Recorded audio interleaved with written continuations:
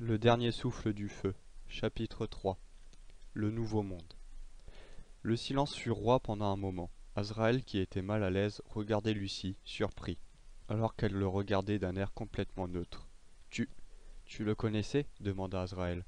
Lucie détourna son regard vers le cadavre, allongé dans son propre sang séché et coagulé. Non, répondit Lucie, puis elle se mit à fixer Azraël de nouveau. Pauvre homme, ce monde est bien trop cruel, dit-elle, en versant une larme, montrant enfin ses sentiments. Azraël ne sut pas vraiment comment agir. Il baissa la tête, puis après un moment, il prit Lucie dans ses bras quelques secondes pour la réconforter. Elle lui souria, puis lui dit « Nous devrions revenir au camp ». Il acquiesça, puis rangit son arme dans son holster.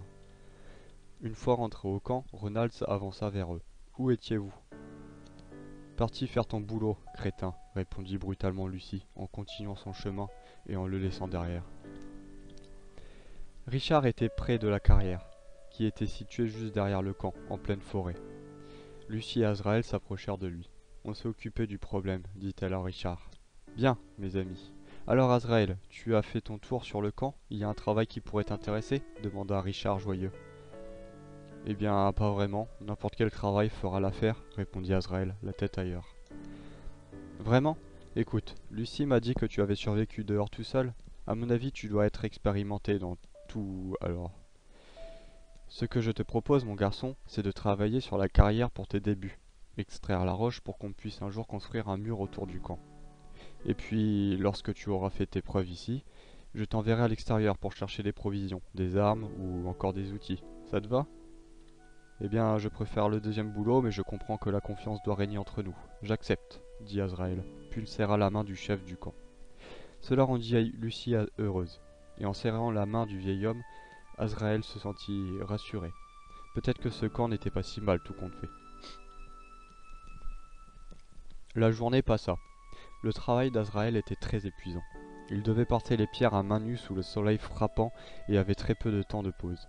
Mais il devait faire ses preuves et il était prêt à tout désormais pour se faire accepter.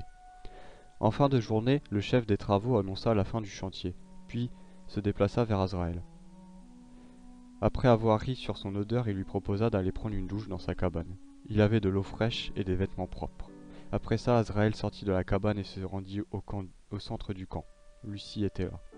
« Te voilà, tu es propre pour une fois, dit-elle en riant. Azraël souria. « Alors que fais-tu comme travail ici » demanda-t-il en s'installant sur un rondin de bois.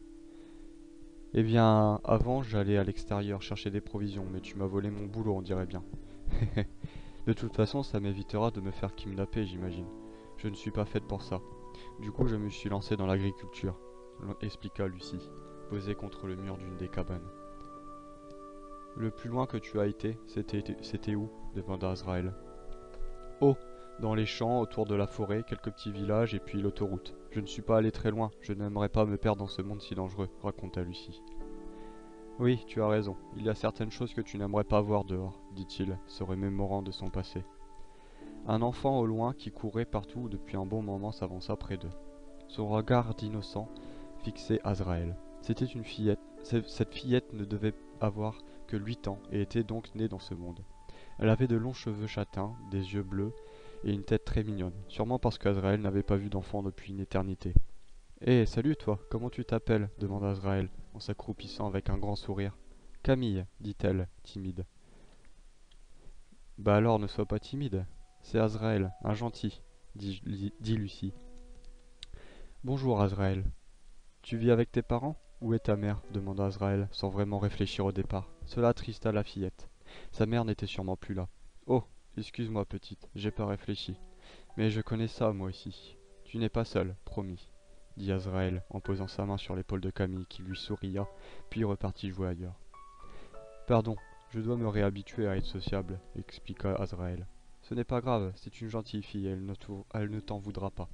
Je vais aller me coucher, on a encore beaucoup de travail demain, dit-elle, puis elle l'embrassa sur la joue et partit dans sa cabane.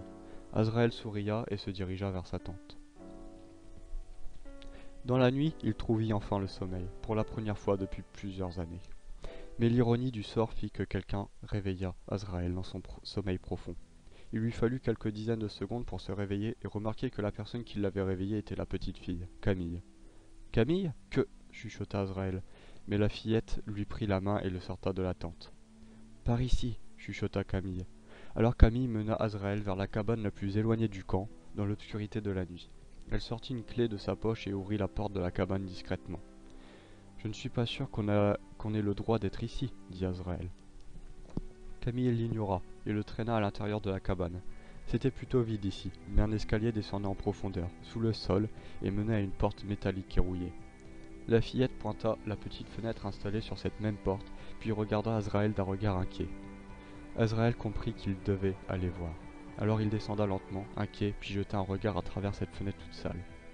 Une petite pièce mal éclairée, des hommes et des femmes nus, maigres, certains avec des bras ou des jambes en moins. Du sang sur les murs, le sol, des visages déprimés, terrorisés. Azraël comprit. C'était le garde-manger.